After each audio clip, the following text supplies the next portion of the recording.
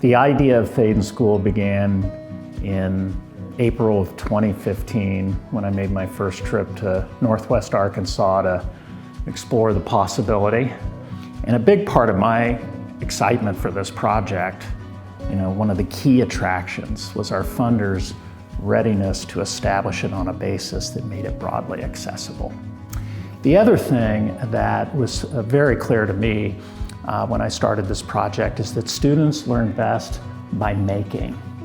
Not just mechanical making, but the making of meals, the making of bikes, the making of film, the making of great essays. So we needed an architecture and a campus that would be aligned with that vision and mission. An independent school that really felt connected to the place, that served a broad spectrum of families in the area.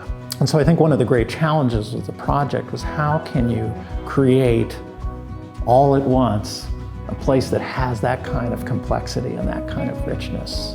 Because we wanted this school to emanate from the place. We didn't want it to feel like some kind of spaceship that landed. And I think that was key to its success as a project, that there was a strong sense of connection.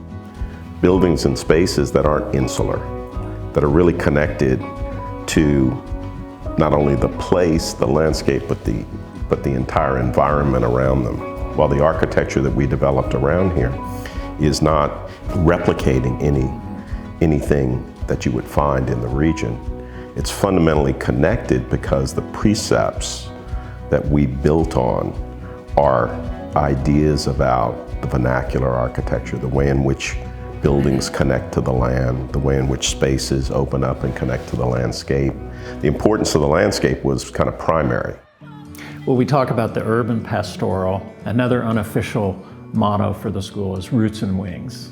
Right. And the roots piece is connection to place, strong foundations anchored in history. But we don't want this to be insular, and this is a national school.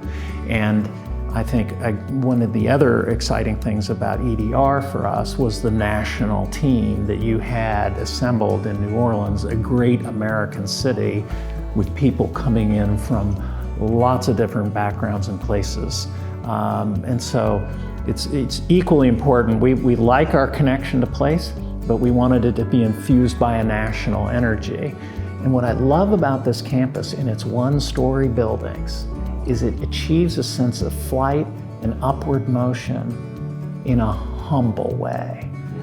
These are not arrogant buildings. They're humble buildings, but they're still lofty. And we had to design it and build it before we had programs, really. I mean, we had 8 founding faculty, right. Then we had 20. We didn't have all of the people who are now operating these spaces. So we had, and these are new programs. These were not sort of cookie cutter academic programs where you could say, well, we'll just build it like they built it. Right. Everything was new.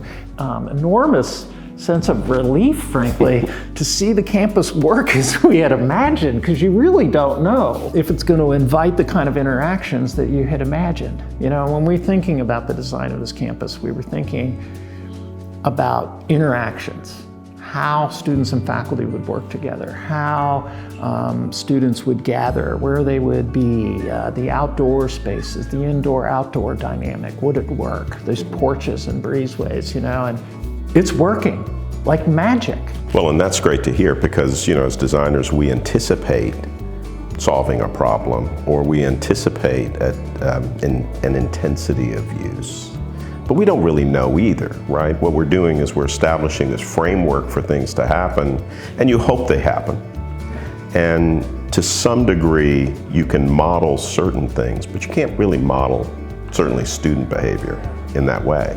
And so that's what's so incredibly rewarding to both see out here and then hear from your perspective that it's providing opportunities that neither you or we perhaps envision. So, congratulations. Great, thank you. Thanks, Steve. Absolutely. Yeah, it's been great. It has been. Yeah.